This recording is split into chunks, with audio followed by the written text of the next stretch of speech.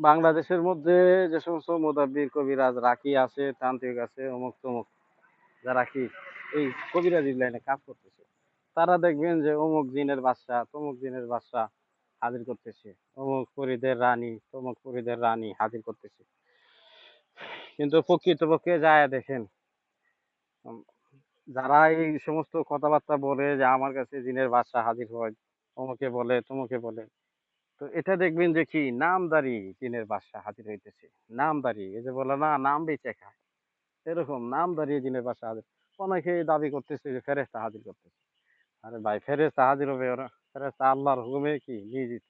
আল্লাহ তাআলা যখন আদেশ করেন তখনই কি ফেরেশতা কি করে এই কাজটা সম্পন্ন করে। আল্লাহর হুকুম ব্যতীত কি আপনার জান কবজ করে নিতে পারবো? নিতে পারবো না। আল্লাহ তাআলা যখন সময় হবে, মালাকুল মউত আজরাইল আলাইহিস সালামকে অর্ডার করে দিবে, হ্যাঁ, আজরাইল আলাইহিস সালাম কি করবেন? জান কবজ করে নিয়ে নেবে। আপনার জন্ম মৃত্যু সবকিছু কি আল্লাহ তাআলার কাছে লিপিবদ্ধ আছে। যখন সময় হবে তখন কি আল্লাহর ফেরেশতাদের সবকিছু বুঝাইয়া দিয়ে রাখছে আল্লাহ তাআলা। সেই অনুসারে কি ফেরেশতারা কর্ম করতেছে। এখন আপনি যেটা বললেন যে কি, আপনারা যেটা বললাম যে আপনি বলতেছেন সূরা ইখলাসের, হ্যাঁ, মুয়াক্কেল যারা আছে এবে সূরা ইখলাসে যাকাত আদায় করছেন, কিন্তু মুয়াক্কেল আছে, তারা তান্ত্রিক দিন ধরে আনতে পারে না। এখানে বুঝতে হবে নামধারী মুয়াক্কেল যারা আছে তারা আইছে। সঠিক মুয়াক্কেল আইলে তান্ত্রিক বলেন অমুক তমুক বলেন, হ্যাঁ, যতই যত বড় শক্তিশালী তান্ত্রিক জিনটাই হোক না কেন ওইটারে ধইরা নিয়ে আসতে পারে। তবে আপনাকে আরো কিছু কৌশল অবলম্বন করতে হবে, যে কৌশলের মাধ্যমে কি তারে নিয়ে আসা যাবে। এই কৌশলগুলো আমি বইলে দিতেছি, যাতে আপনারা এই কাজগুলা করতে পারেন। এখন দেখা গেছে যে একটা জাদুকরকে মোকাবেলা করতে গেলে আল্লাহ তাআলার শক্তির কোনো বিকল্প নাই। আল্লাহ শক্তি দিয়ে কি করতে পারেন? তার উপর আপনি আযাব গজব নাজিল করে দিতে পারেন। আল্লাহর পক্ষ থেকে কি মুহূর্তের মধ্যে আযাব গজব নাজিল হইব। এখন আপনি একটা কাজ করতেছেন ভাই, কাজটা হইতেছে না। একটা জাদুকর জিনকে আঘাত করতেছেন, সে আরো হাসতেছে উচ্চ স্বরে। কেন হাসতেছে? আপনারা যদি মারি আমি, আপনি তো কান্না করবেন, আপনি হাসেন কেন? তার মানে কি মায়ের আপনার শরীরে পড়তেছে না, বিদায় কি আপনি বলতেছেন হয়তো বোকা দেখা যায়। এই জন্য মার যাতে আপনার শরীরে পড়ে সর্বপ্রথম এই ব্যবস্থা নিতে হবে। কারণ এই যে জিনটারে আপনি ধইরা আনবেন, এখন আপনি যে সমস্ত মহাখেল হাজির করছেন তারা ধইরা আনতে পারতেছে না। কেন আনতে পারতেছে না? সে এমন কিছু ব্যবস্থা নিছে, হ্যাঁ, যে ব্যবস্থা নেওয়াতে তারা ওই স্থানে যায় পৌঁছতে পারতেছে না। এই জন্য আল্লাহর কাছে আপনাকে সাহায্য চাইতে হবে। আসমান জমিন পাতাল পর্যন্ত যে কোনো বন্ধক থাক, জাদুঘরের শরীর বন্ধক থাক, আসন বন্ধক থাক, হম, রুম বন্ধক থাক, বাড়ি বন্ধক থাক, যে কোনো বন্ধক থাক, আমি তো বইলে দিছি যে কাইটে দিবেন। তো দ্রুপ আমি আপনাদেরকে প্রত্যেকেরই শিখাই দিছি যে কিভাবে বন্ধক কাটতে হয়। তো দ্রুপ এই যে তান্ত্রিক দিনটা, এটা কি এমন ভাবে একটা বন্ধক সে দিছে, যে বন্ধক দেওয়াতে কি তারা ওখানে যায় পৌঁছতে পারতেছে না। অনেকে আছে যে কি করে, তান্ত্রিকের কথা আমি বলে দিতেছি, অনেক তান্ত্রিক আছে অপবিত্র কিছুদের বন্ধক দেয়। যেমন গরুর যে সেনা আছে এই সেনা নেয়, মানুষের যে প্রস্রাব আছে প্রস্রাব নেয়, এছাড়া বিভিন্ন মলমূত্র নেয়, গরুর গোবর নেয়, মানুষের যে মলমূত্র আছে এগুলা নেয়, সবগুলো একসাথে মিক্সার দিয়ে কি করে এটা জাগ্রত করে।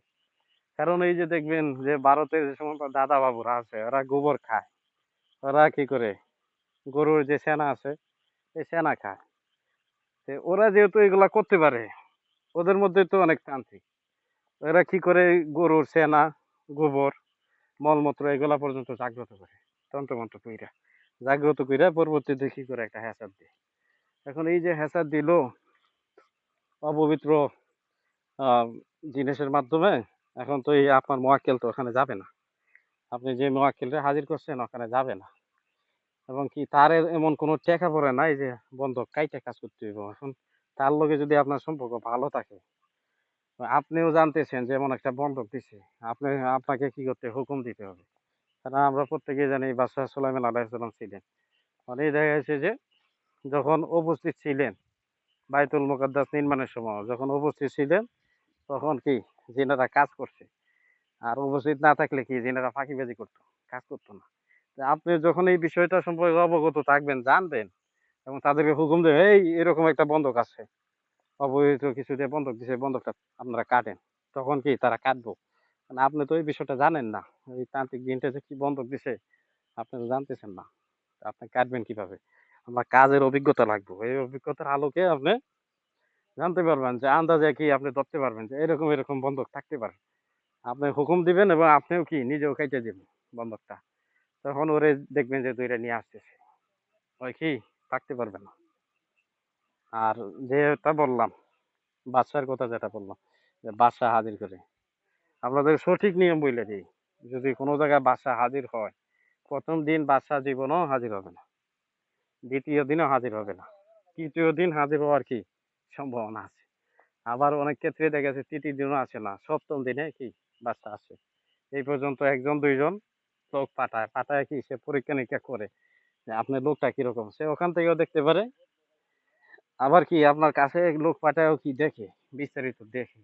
এবং আপনি কি জন্য তারে ডাকছেন, কোন কাজে ডাকছেন, কাজটা কি জায়েজ না না জায়েজ, আপনার লোক হিসেবে কতটুকু, আপনি কি আল্লাহওয়ালা নাকি ওই বাচ্চার কি টাকা পড়ে নাই আপনার কাছে আসার জন্য, সে আপনার হুকুমের গোলাম না। আর আপনি ডাকছেন ১ কেজি মিষ্টি দিচ্ছেন দেখে আয়া পড়বো, বাচ্চার কাছে মিষ্টির অভাব নাই, বাচ্চার কাছে কানা দানার কি কোনো কিছু কমতি নাই, অভাব নেই। এবং যারা ওই আল্লাহর ইবাদত করে ওরা ১ মাস পর্যন্ত খানা না খাইলেও চলে। এমন এমন দিন আছে বছরে একবার খায়, বছরে কি করে একবার খানা খায়, ওদের এত খানা খাওয়ার প্রয়োজন হয় না। তো এই ধরনের জিন হাজির করতে গেলে অনেক সময়ের দরকার। আহ অনেকে বলবে অনেক সাধনের দরকার। না ভাই, অনেক সাধনও করা লাগে না, অনেক সময় লাগে না। আপনি যদি আল্লাহ হয়ে থাকেন, আল্লাহ সাহায্য পায় থাকেন, একদিনেই হাজির করতে পারবেন। আমি যেটা বললাম যে বাদশা হাজির হইতে গেলে মিনিমাম ৩ দিন সময় লাগে। ১ম দিন আমলে, ২য় দিন আমলে আসবে না, ৩য় দিন আমলে আসবে। আর ৩য় দিন আমলেও কি অনেকে আসে না, ৪ দিনে আসে। আবার অনেকে আছে ২১ দিন আমল করার পরে আসে। তো এখন ওই যে ১ম দিনেই বাদশা চইলা আইছে। আরে বাদশা তো আইসা দেখা গেছে যে এমন একটা ভাব নিবে, নিয়া কি হুমকি-দামকি দিবে। "এই কেন ডাকছস আমারে? হ্যাঁ, এই এখানে কি আসন দিছস, কি রাখছস? এগুলা হইছে না। এটা কর, ওইটা কর।" বিভিন্ন কিছু কইব। এই যে বাদশা তো অনেক নিয়ম-কানুন দিছে, আপনারা চমকে যাবেন। তো যারা এভাবে দাবি করে যে বাদশা আইছে, বাদশা কি তাদের কাছে এভাবে আসে না। আর প্রকৃতপক্ষে বাদশা আসলে আপনার কি কোরআনী আমল আছে, যে আমলের মাধ্যমে আপনি পরীক্ষা করেন। ১ টা ২ টা না, ৫ টা ৭ টা পরীক্ষা দেন। আরো দেখা যাচ্ছে ২-৩ জায়গায় মুদাব্বির বসান। বসায় আসমান জমিন পাতাল বন্ধ করে পরবর্তী পরীক্ষা করেন। বাদশা আইসা চইলা গেছে, পরবর্তীতে আপনি পরীক্ষা দেন যে বাদশা আসছিল কিনা। অমুক দিন বাদশা আইছিল না। এটা তো অতীত হয়ে গেছে। অতীতের ঘটনা কি বলা যায়। অতীতের যে সমস্ত ঘটনা আছে এগুলা কি বলা যায়। কিন্তু ভবিষ্যতে কি হবে না হবে এগুলো বলা যায় না। তো সেই ক্ষেত্রে বাদশা এসে চইলা গেছে, পরবর্তীতে কি করেন আপনি পরীক্ষা দেন। পরীক্ষা দিয়ে দেখেন যে সঠিক কিনা। কিন্তু অনেকেই আছে যে পরীক্ষা দিয়েও কি ধরতে পারে না। কারণ ওরা তো সঠিক পরীক্ষা করতে পারে না। এজন্য বলবো যে যারা এই ধরনের কথাবার্তা বলে এগুলা কি সঠিক না।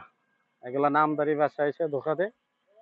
আর প্রকৃত ভাষা যদি আসে সেক্ষেত্রে আপনার কাজ হয়ে যাবে, মুহূর্তের মধ্যে কাজ হয়ে যাবে। কাজ এত দেরি হবে না। আর বাচ্চা কি আপনার কাছে এই ডিম চাইবো না, মিষ্টি চাইবো না, অমুক-তমুক খাবার-দাবার চাইবো না। বাচ্চা আল্লাহ সন্তুষ্টির জন্য কাজ করে দিয়ে যাবো। বাচ্চা আপনার কাছে কিছুই চাইবো না। তবে বাচ্চার সম্মানের চেয়ে হাজির করে যে অনেকে সম্মানের চেয়ে দেখা গেছে কিছু আয়োজন করে, যেমন আসন দেয়। আরে ভাই, আসন বিভিন্ন প্রকার হয়ে থাকে। আপনি খরচাপাতি করতে পারেন। কিন্তু আল্লাহ তাআলার পক্ষ থেকে যেটা করা হয়, এটার মতো কি আপনি করতে পারবেন না। আমি সিক্রেট আমল আছে, যে পদ্ধতি আছে বুইঝা দিব। যে পদ্ধতির মাধ্যমে আপনারা হাজির করলে আপনার ৳১ কি খরচা হবে না। হুম। আল্লাহ তাআলার পক্ষ থেকে কি আপনার ব্যবস্থা গ্রহণ করবেন। যে ব্যবস্থার মাধ্যমে কি আপনার ৳১ কি খরচা হবে না। এখন যারা এই লাইনে কাজ জানেন, আপনারা হয়তো বুঝতে পারছেন যে আমি কোন কথাগুলো বলতেছি। আচ্ছা, আর কারো কোনো কথা আছে?